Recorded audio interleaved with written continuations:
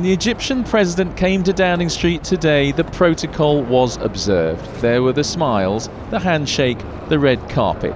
But inside it must have been a very tense conversation. President Sisi had had no warning of David Cameron's decision to suspend flights, and his government denounced it as premature. But the British government says it had no choice. My job is to act on the basis of the intelligence, making the judgment that if it is the case, we can't be sure, but if it is the case, it's more likely than not a terrorist bomb on that plane, then my job is to take the right action.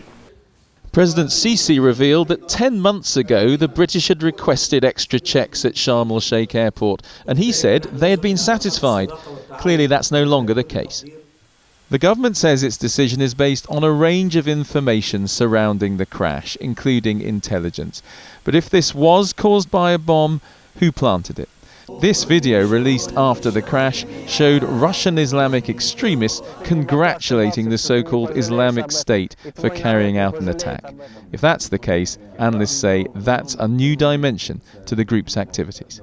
This would be a different sort of attack from what we've seen the group conduct in the past. It's quite a sophisticated thing to get a bomb onto a plane, especially one that's able to blow up at this sort of an altitude. There's a question around the sort of pressure, and that demonstrates a certain technical nous that we haven't really seen the group express yet, which would suggest that they've had some sort of outside help in some sort of way.